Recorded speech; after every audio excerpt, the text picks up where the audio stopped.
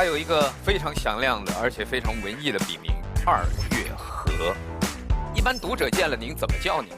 二先生，也有叫二老师的，他把这二呢当成个姓了。他是19大代表著名作家林解放，笔名二月河。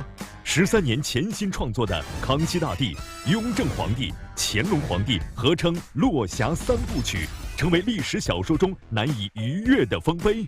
500万字的这么大的一个作品，您是怎么熬过来的？拿笔写。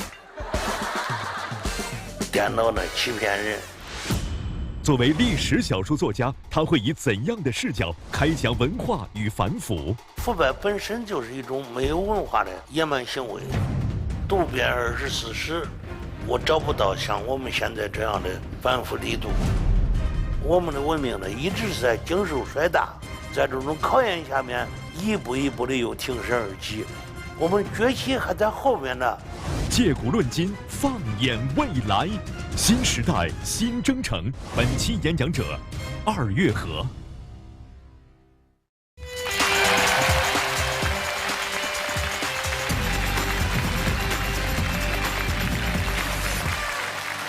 品味中国敬酒，感悟中国智慧。您现在收看的是由健康饮酒倡导者中国敬酒独家冠名播出的中国首档电视青年公开课开讲了。我是主持人撒贝宁，欢迎各位。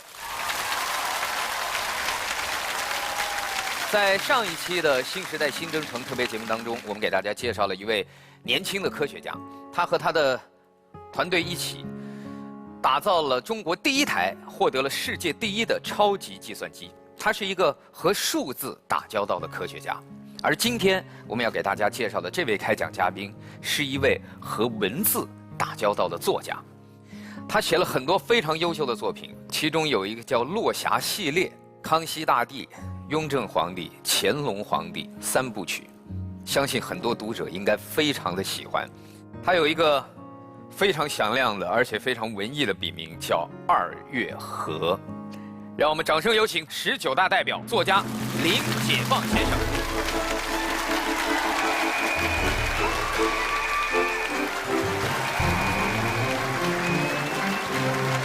你好，你好，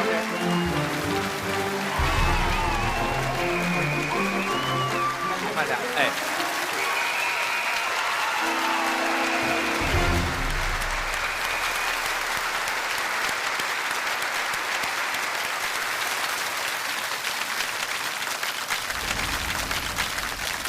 谢谢各位，谢谢各位，各位请坐，请坐，请坐。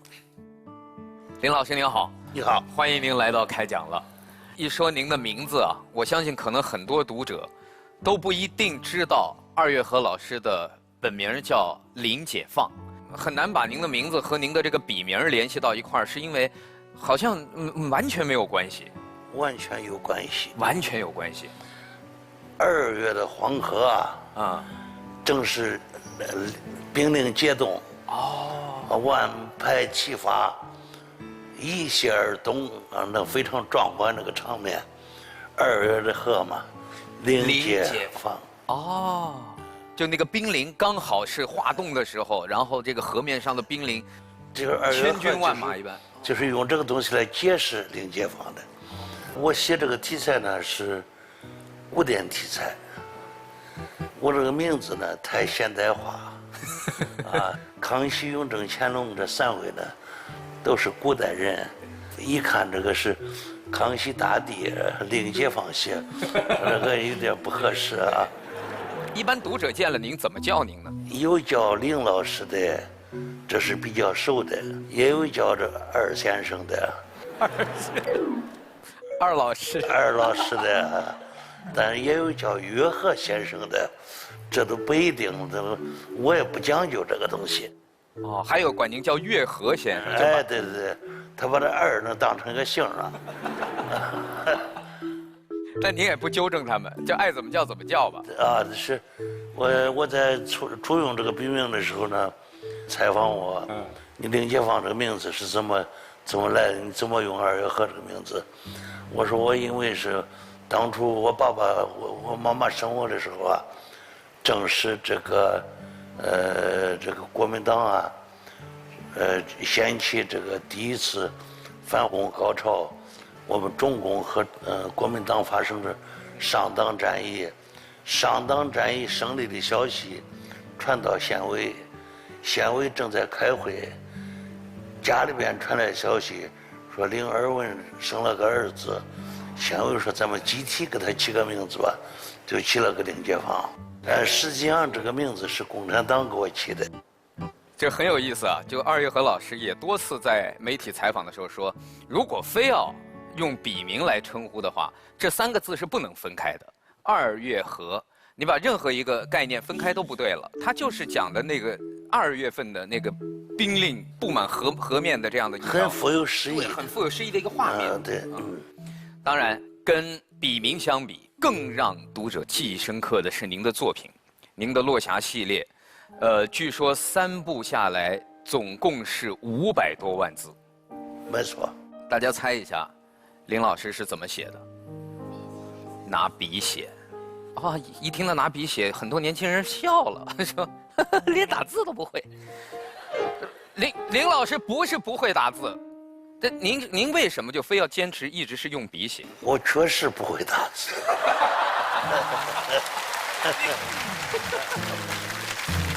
我看介绍说您其实会。不喜欢用电脑，是因为用这个电脑呢欺骗人，就是把一些不好的稿子呢都用进去了，所以说我就不用那个，坚决不学，也不用，到现在也不会。我明白了，林老师的意思是啊，因为电脑打出来的字它已经是印刷体了。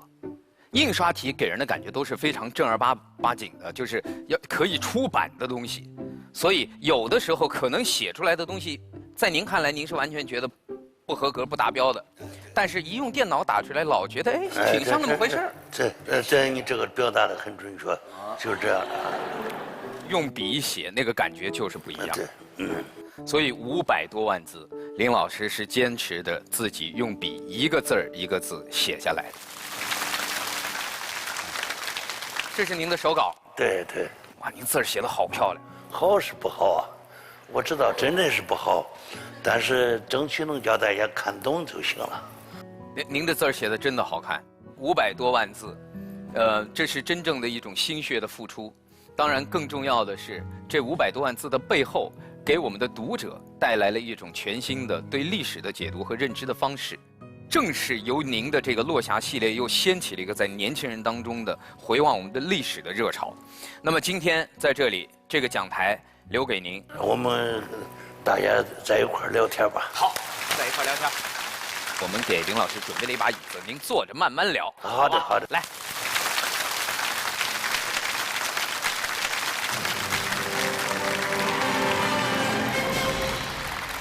叫我做这个演讲呢，我感觉到很困难，因为我自己呢不是个演讲家，我也不是个语言学家。近些年来参加党代会吧，平时这个调研呢这类的活动呢比较多一点，谈反腐谈的比较多一点。这个腐败的问题呢，它是一种反人类、私欲极度膨胀的这种社会问题。我们中国历史上这个反腐力度最大的时期呢，我认为有3个，一个是唐王朝啊，武则天；一个是朱元璋；另外一个就是清代的雍正。武则天当时反腐的采用的是告密制度，允许老百姓呢投诉，政府去捉拿，任用苦力去整治腐败。当时到什么程度呢？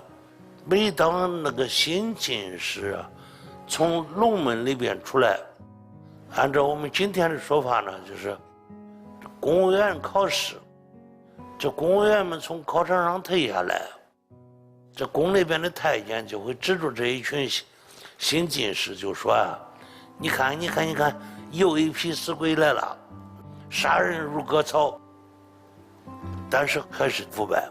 我说这个意思说是反腐要靠制度，不能光靠压力。这是武则天。第二个说到朱元璋，朱元璋呢，他自己是个平民出身，对这个腐败分子对贪官污吏呢是格外的憎恨。贪污过了210两银子呢，它就不是杀头，而是剥皮。各地都有专业的这个剥皮手，有专设的这个剥皮艇，把这个贪官这个皮啊活剥了，剥了以后呢，然后用稻草把它旋起来，放在剥皮艇里边风干，用来警示后来的官员。但是朱元璋在临终的时候长叹一声啊，说朕呢早晨杀掉一批，晚上又来一批，如之奈何呀。还有一位是雍正，雍正采取是密折制度，按照我们今天的说法，是允许官员之间互相告密，用的谁不告诉人。从一品大员到7品官员里面用了大批量这样的人呢，每人发一个盒子，盒子上面有一把锁，这个钥匙呢，一把是在雍正手里边，一把是在这个有密折权的这个，就是我们看到雍正王朝里边讲到那10个侍卫说是有密折权，告到年羹尧了，年羹尧说你看我们这一群人我们谁没有的都有。为什么说这3个时期呢，尽管反腐力度大，但是还是腐败。这反腐的力度呢，可不能光从这个刑罚的轻重、杀人的多少来判定，而要看他动员人民群众这个动员的这个决心和意志。反腐如果是不彻底，那么你比如说，如果让腐败反弹，那么后果是什么呢？我说是用4个字说，令人不寒而栗。我给同学们讲，我说你们回去了以后，你不用翻这个历史书，你翻开你自己家里边的学生字典，那后边就有一个历史时期表，你查一查，从这个开元年间到天宝年是多少年，就发生了战乱。安史之乱呢，这个大唐王朝啊，像这个整个受了朝的这个唐塔一样软瘫下来，再也没有崛起过。乾隆年间，我们还拥有这个比美国高出去50%这样的 GDP。到了道光年间就发生了鸦片战争，接着1856年又发生了第2次鸦片战争，这么一个黑暗的旧中国。从我们中国历史这种经验的这种总结，反腐反得好，我们这个整个政权就会进一步巩固，进一步的稳定。不反腐一定会灭亡。就是腐败任其蔓延下去，它不会导致迅速的说啊，但是会导致必亡。腐败的根源呢是文化上的问题，这也是我在这个党代会上反复强调、反复提出来，要这个讲究文化的发展、文化的繁荣。为什么要这样说呢？腐败本身就是一种没有文化的野蛮行为啊，是一种掠夺别人的成果、偷窃别人的成果来据为己有的这么一种社会恶行。这种恶行背后所隐藏的是没有文化。文化和文凭是两回事儿，拥有了文凭不一定就有文化。第2次世界大战的时期，日本人的文凭比我们中国人要高得多，但是他们是野蛮的，他们是黑暗的，他们是腐朽的，是没落的、垂死的，是吧？德国人的文凭在欧洲也是相对比较高的，但是德国也是在欧洲压迫犹太人，就是因为他们人文素质低。看一个国家，看一个社会，看一个民族，看一个团体，甚至看一个人，看他的素质是高还是低，用什么样的标准呢？第一呢，要看他心灵的软化程度如何。如果一个民族、一个国家、一个人呢，人心肠很硬，没有同情心，没有怜悯心，看到别人受欺负，看到那些受欺压、无素无高的人，那些弱势群体，你不同情，你这个人文凭再高，也不代表你的素质有所增长。第二个呢，就是看他的弹性如何。你被压倒可以，你失败也是可以的，但是你失败了能不能再起来？你被压倒了以后能不能反弹起来？这就是第二个素质。我们中国是世界文明古国，我们这个文明呢始终顽强的生存到现在，任凭你怎样去摧残，任凭你怎样去蹂躏，任凭你怎样去践踏，你可以一时把我们的民族压下去，但是我们民族呢从来也没有屈服过，压到最底层的时候仍旧能够重新反弹，这就是我们的文化的一个特点。同时我们文化的这种绵展力和它的韧性和它的弹性呢都是世界独一无二的。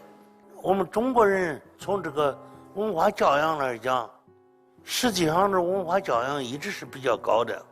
应该说这些年来呢，我们所持有的文凭呢在大幅度的提高，但是这并不证明整个人文素质也在迅猛的提高。我在讲这个问题的时候啊，有的大学里边有的同学们就提，林老师你那样讲不能那样说吧，文天祥不就是状元吗？文天祥是状元多么伟大呀！我说秦桧也是状元，不能用状元来说明文天祥的素质高。我说岳飞伟大不伟大？他说伟大。我说岳飞的母亲教育出来一个岳飞，岳飞的母亲是什么文凭呢？估计就是只识几个字的这样一个家庭妇女，是不是曾经扫盲了都未必见得，但是他就给我们培养出来这么一个民族英雄。我们这种腐败呢是从教育这个地方开始的啊，这个小到这个幼儿园这个小孩子见了阿姨就会说，阿姨呀，我爸爸在煤建公司工作，你要是缺煤的话你给我说一声。这不是腐败吗？啊，小学生竞争班干部，竞争班干部的目的是什么呢？那不是为全班同学来服务，而是通过当了班长以后呢，可以免交作业，就这么一点便宜，啊，这小学生就去竞争班干部。所以说呢，我们要提高我们整个民族素质，加强我们的这个思想锻炼，加强我们的思想修养，使我们脱离产生腐败的这种根源，使我们整个民族素质铲除腐败的土壤，我们整个民族才会避免腐败。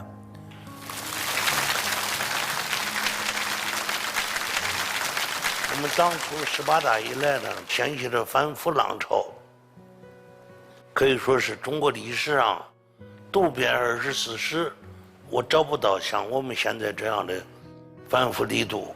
可以用这16个字来说啊：蛟龙愤怒，鱼鳖惊慌，春雷一击，震撼四野。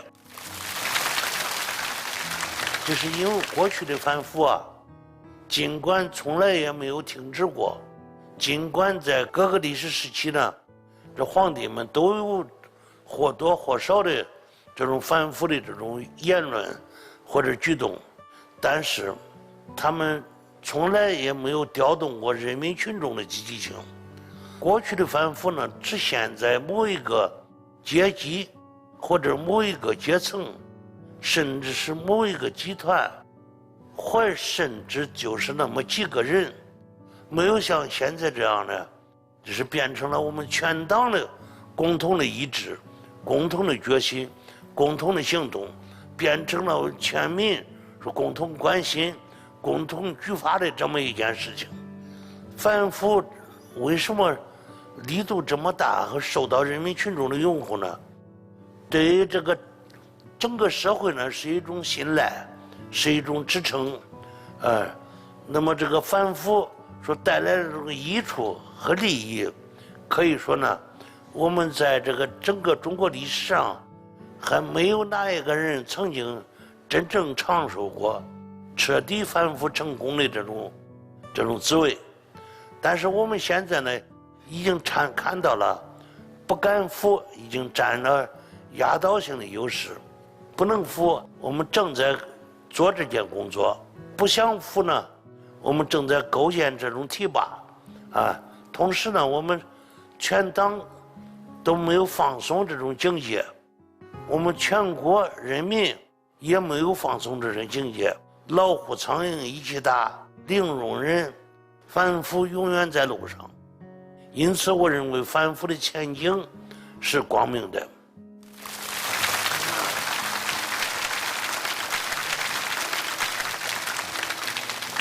我们的文明呢，一直是在经受摔打、经受蹂躏、经受践踏、经受这种历史的巨变的这种考验，经受这种其他国家和民族说不曾经受过的这种苦难的这种考验。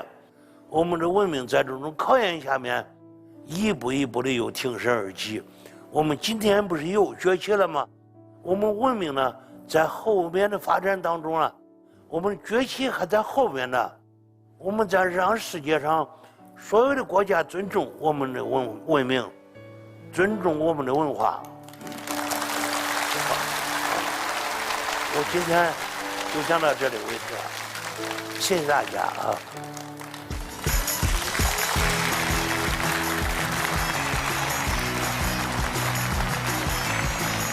谢谢林老师，谢谢您，谢谢您，您请坐吧，您请坐。接下来聊天，咱们也坐着聊。再次把掌声送给林老师，谢谢林老师的精彩的开讲，谢谢各位。品味中国敬酒，感悟中国智慧。您现在正在收看的是由健康饮酒倡导者中国敬酒独家冠名播出的中国首档电视青年公开课，开讲了，请坐，大家请坐。可能一开始，包括在整个演讲中间，也会有观众觉得奇怪，说一个写历史题材的作品的作者，为什么今天的演讲当中很多谈到的是反腐的问题？那么其实历史就是一面最好的镜子，它能让我们看到过去，更能从过去吸取到我们今天如何面对我们这个时代，如何开创一个新的未来，所有的这些经验和教训。所以读史可以明志，这句话是从小老师就告诉我。从我们中国历史这种经验的这种总结，为我们今天发展科学技术、教育、文化做出了贡献。接下来6位青年代表，陈伟辰。主持人好，二月河老师您好。您的《落霞》系列小说改编成为了电视剧，我想知道您本人有没有看过《康熙王朝》和《雍正王朝》这两部直到现在还反复在电视上重播的电视剧？如果您可以的话，能不能给他们打个分呢？雍正王朝大概70、80分，80、90分吧。70、80、90，那差挺大的。70到90，您给一个比较，那就咱们打80。打80。好，80吧。康熙呢？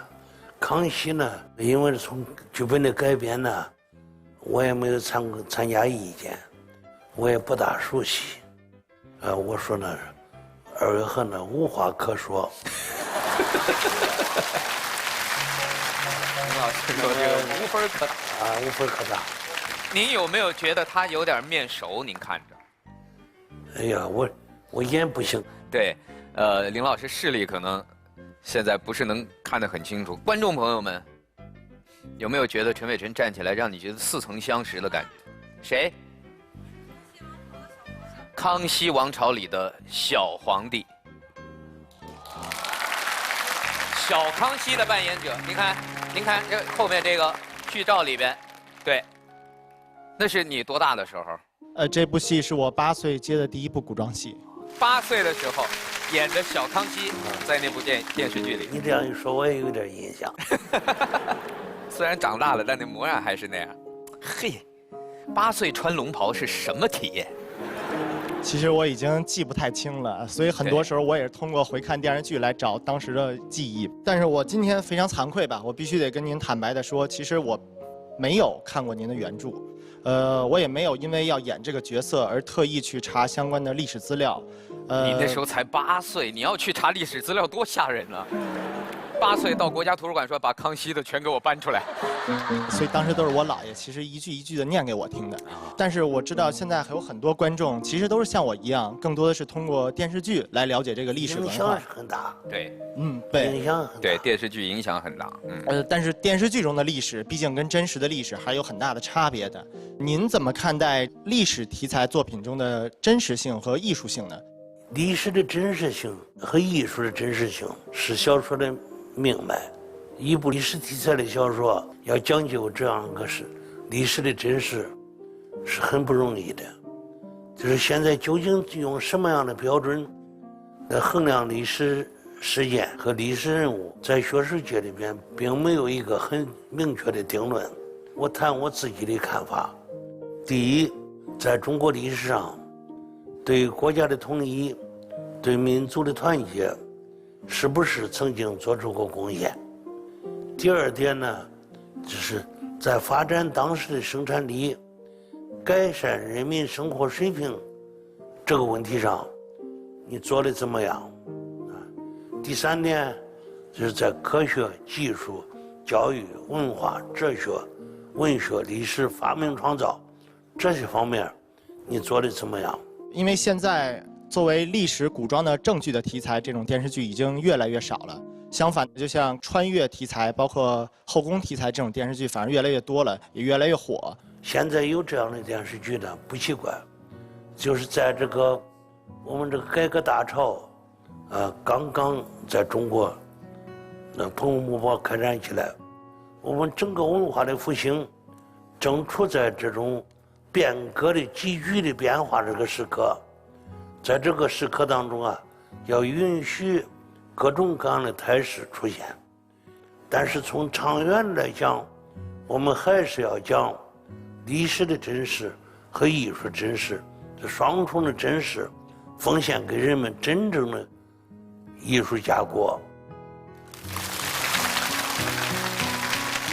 刚才也有观众朋友小纸条问您，为了取得艺术效果而曲解历史，对于这样的一种创作，您会怎么看呢？这是为了赚取观众的眼球，献媚呀，向观众讨好，这故意做出来的这么一种姿态，这种姿态是要不得的，是对历史的不负责，也更是对历史人物的不负责，对历史事件的不负责，同时也是对他自己的不负责任。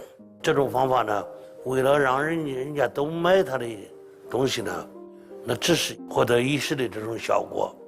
从这个长远的角度上说，从历史真实的这个历史发展的角度上说，人们追求的还是历史的真实和艺术的真实双重的完美。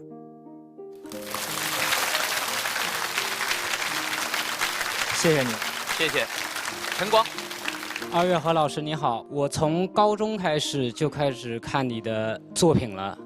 那时候电视上刚放那个《康熙大帝》，然后我妈说，如果要看历史类的作品嘛，就看二月河的。当时从学校的图书馆里面给我借了一本《九王夺嫡》，那个时候我就入迷了。对二月河老师作品里的细节，我有一些地方是非常的崇拜、非常欣赏的。比如说你比如说，在《九王夺嫡》里面，有一天天下着雨，四爷在宫里面受了气，回到自己的王府里面，洪石、洪昼两兄弟穿着鹿皮靴子趟着水进来。当时雍正就说了，你们两个看看弘历多大年纪，已经会背多少诗词了，你们俩呢天天斗蛐蛐。那我想问一下，这鹿皮靴子你穿在脚上就是给你们趟水玩的？你现在背的这是作品吗？对，原文不是原文，大概吧，大概。然后到了雍正系列的第3部是《恨水东市》里面，洪石奉圣旨去看圈禁的八爷，当时巧了，天也下着大雨，他也穿的是鹿皮靴子，但是他仍旧趟着水坑趟过去了。我觉得从这个纵贯一部作品的这个人物成长当中，就已经决定了洪石成功不了。因为他的性格有缺陷。你简直像评书艺术家。你读书很细，现在这样细的人真是不多。从这一回跳到那一回，去进行比较，能够拥有你这样一个读者，我感到很骄傲。非常感谢。你这读书啊，像破案似的，感觉，在2部作品里都发现了鹿皮靴子的线索，然后一比对，居然情节还都很相似。再一看是同一个人，而且是在被皇帝骂过之后，还在穿着鹿皮靴子。于是他得出结论：此人成功不了。厉害厉害！因为我自己也在写自己的历史题材的小说，以前看是一种感悟，如今写了以后呢，又是一种感悟。我非常佩服您，就是在那么宏大的一个历史架构下，对细节的把握那么细腻，所以非常感谢。哇，谢谢。我这次来是想问2月河老师一个问题，就是您在如此庞大的一个历史架构下，做出一部500万字的这么大的一个作品，我想问一下，您是怎么熬过来的？我非常想知道。怎么熬过来的？我没觉得怎么熬。写作是一件又苦又累，但是同时也是一件非常愉快的事情。每天晚上我写到下3点，在写作过程当中，写到有意思的地方，自己也是可以会心一笑，可以从中得到应有的这种愉快。写作并不是纯粹的苦，写作呢，对一个人来讲呢，是实现自己的愿望的一个过程，同时也是完成自己欣赏力度和欣赏能力的这么一个过程。谢谢。我不知道现在的年轻人写情书吗？都不写了。男生，就是不是用电脑打的，真的拿笔写的，一笔一划写的情书，有过吗？有过吧？那种感受，你可以想一想，当你铺好了纸，脑海里开始浮现出那个要读你情书的人的面孔，然后温暖的灯光一开，周围世界顿时安静下来，内心所有要表达的话根本就不用你想，全部都排列好了，流畅的出现在你的纸面上。我可以告诉各位，2月河老师就说过，他写书的过程感觉是在给读者写情书。没错，是吧？您曾经说过，您是把读者当情人。这是我在这个书写完以后，他们有出版社邀请我来说这个问题的感受，我就说呢，我是给我的情人在那写信，我就心想呢，我怎样让他高兴，怎样让他感到舒服，这他的舒服就是我的舒服，那么就说这本身就是一种愉快，那么就是你不能让你的情人挑出你自己的毛病。所以带着这样一种心态去写作，就不会像你说的是一种困难和煎熬，相反的是一种幸福和享受。谢谢。下一位，林老师，您听说过五味子吗？你能给我解释一下更好。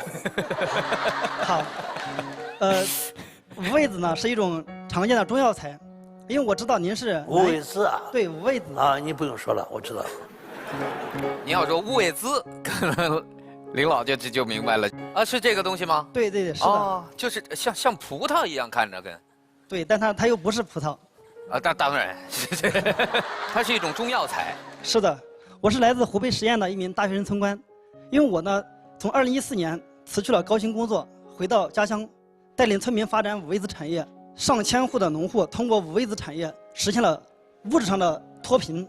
虽然很多人通过这个产业提升了物质生活的水平，但是呢，农村的文化建设我觉得有点一筹莫展，因为没有这方面的设施。所以我想请教林老师，就是在这个村级文化建设方面，从哪一方面入手？应该说，我们村落里边的这种文化建设呢，比过去已经有了长足的进步。只是过去我们这个农民呢，这农闲时间呢，基本上就是走亲戚、打麻将这种事情比较多。现在要求这个阅读一些书籍，那么这里面呢就本身就是一种社会进步。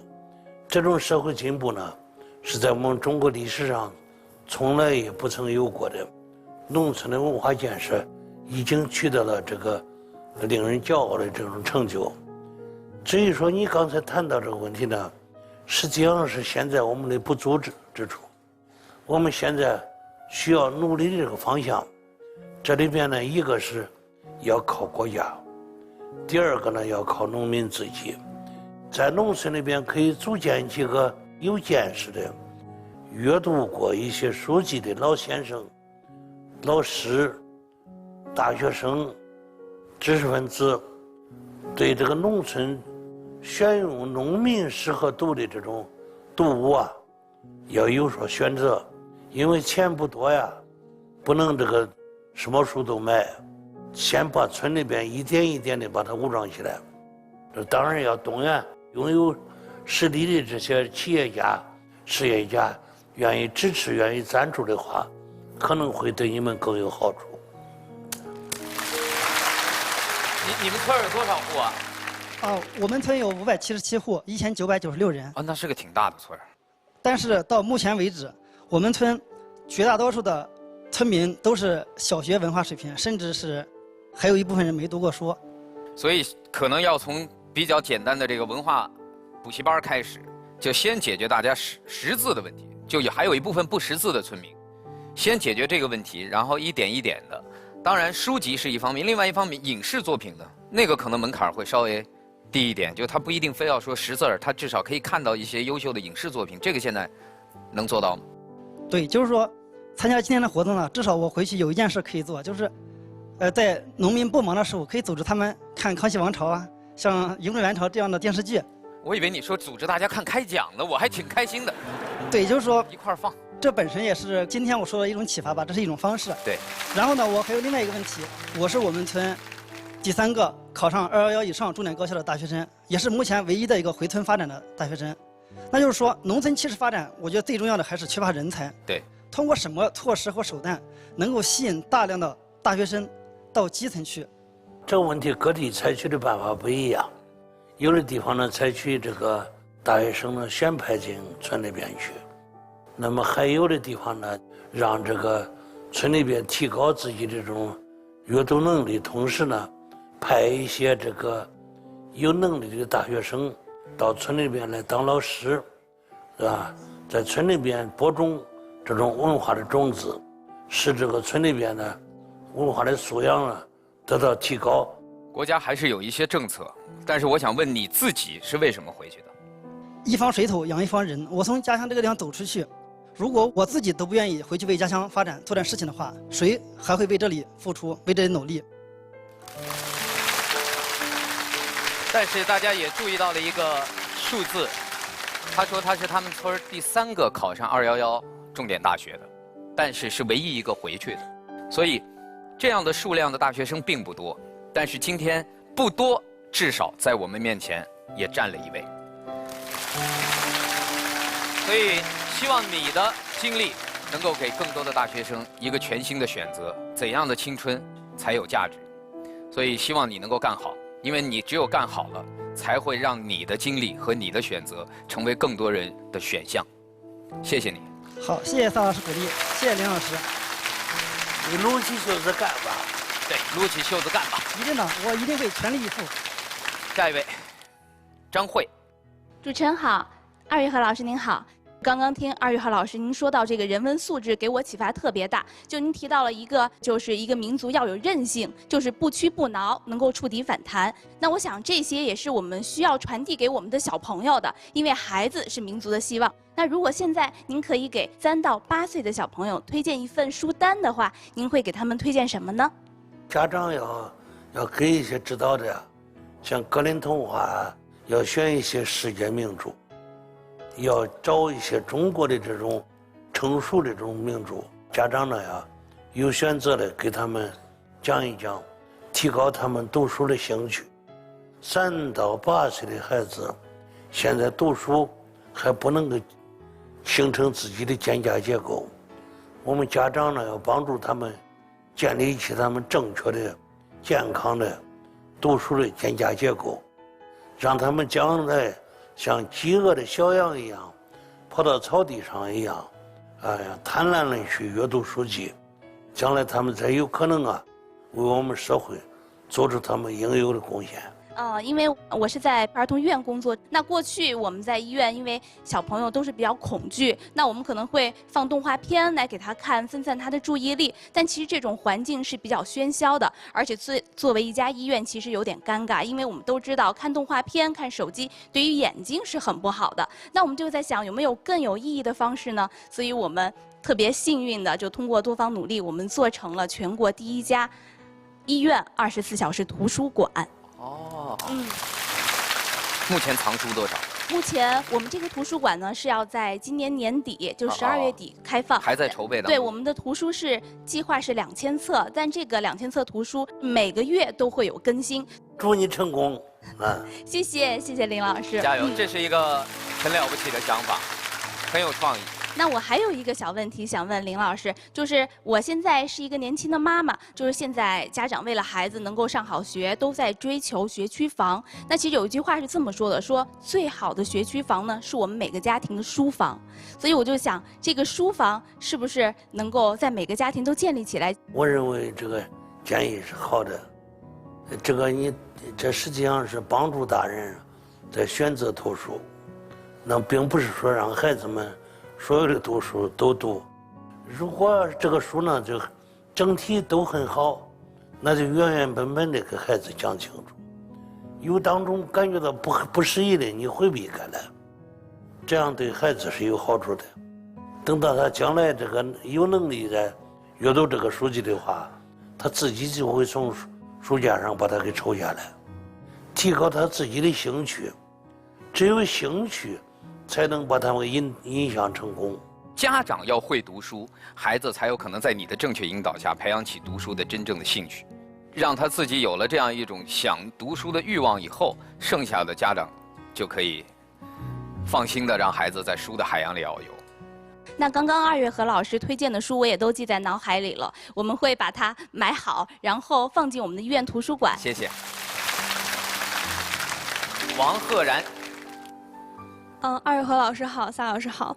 我是一名在校的高中生，高中生？对。高几？高2。对于我来说，我觉得就是一塌糊涂史地政，尤其是历史，我觉得历史真的很难学。上课的时候笔记我们记得很好看，记得很全面，就像一件艺术品一样。我今天把我的笔记也带过来了。我第一次听有人夸自己的笔记像艺术品一样。我欣赏一下，我让2月和老师也看看你的历史笔，这是历史笔记吗？这2本都是，上面那个小的是高1的时候的，然后下面那本黄色的是高2的。哇！而且那本黄色的上面那么多的笔记是仅仅开学2个月就记了那么多。不简单，不简单。不简单，不简单，我完全看不懂。你完全看不懂，我完全看不见。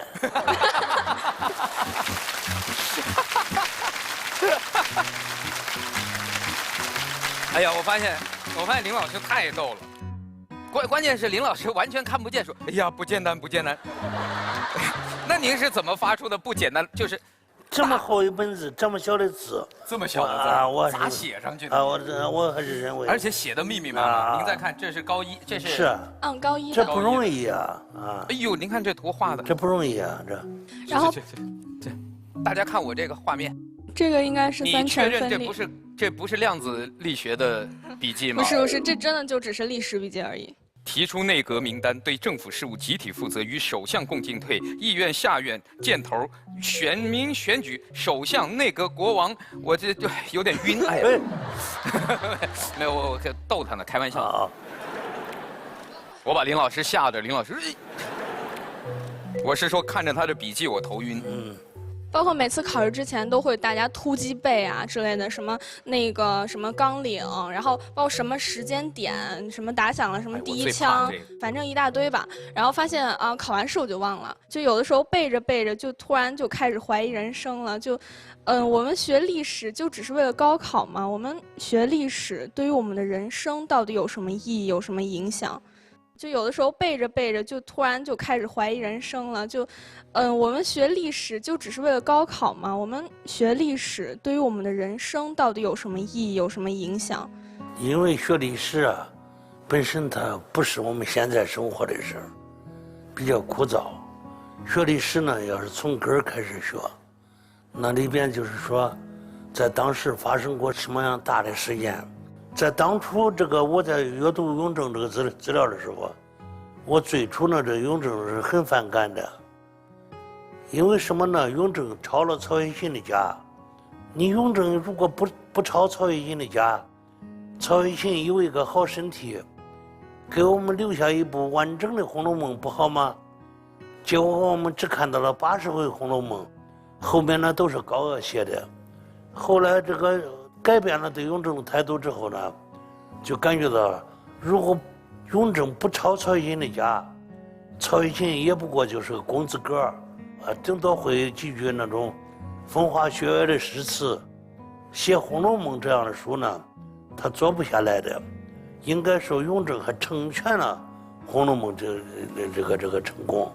对于这个中国的封建时代的这种皇帝也这样，看他们究竟是好是坏，就是看他们在发展生产力、改善当时人民生活水平有没有做出过贡献。我们今天在阅读历史的时候啊，也要用这样的目光来阅读历史，使这个历史人物在我们心目中活起来。读到扁鹊不是扁鹊，读到蔡伦不是蔡伦，而是读到了这样一个活生生的，他在那里怎样把这个纸造出来了，怎样为我们今天做出了贡献。如果没有纸，现在想想世界会是怎样一回事。要知道，在鸦片战争之前，我们中国人占有的这个世界上的文史资料啊，等于其他国家的总和。原因就在于说我们中国是造纸的国家，我们中国拥有了纸张，我们拥有了这种存在资料的这种能力。说你阅读历史，要把这些东西呢，叫科技的东西、文化的东西啊，要把它和整个这个历史人物的命运呢，要扣在一起。这样的话，你这个历史人物活起来，就容易对历史人物呢产生浓厚的情绪。如果对历史只是在那里背时间、背记、本纪、列传，你背的滚熟，比我熟的人多的是，但是他们没有创造，就是因为他们对历史的真实呢没有真正了解。谢谢老师。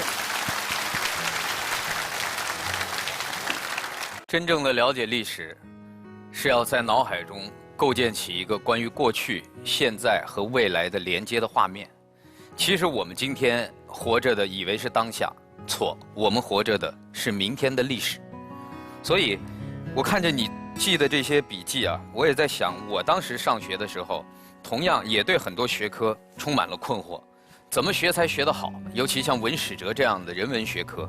但是刚才二月河老师告诉我们，在这些东西的背后是人类的故事，不是单纯的抽象的道理。也许你的笔记里记下的都是大纲，都是从几千年甚至上万年人类文明史中提取出来的最精华的东西，但是还原到历史本身，它都是发生在人身上的故事。是别的老师告诉你是这样的，并不是你自己真正知道了的。所以说要争取读一点原文。借古知今，我们学习历史也是为了给今天打造一面最亮的镜子。所以读史可以明志，这句话是从小老师就告诉我们。也许我们都能从历史当中，从过去我们经历的一切当中，去寻找一些答案和启示。所以在这里再一次共同激励我们自己，在一个新的时代踏上新的征程，我们携手共进。谢谢，谢谢林解放老师给我们带来的精彩开讲，下期再见。好，谢谢您，谢谢您，今天辛苦您了。没事。您保重身体，保重身体，期待着看您更多的作品。好。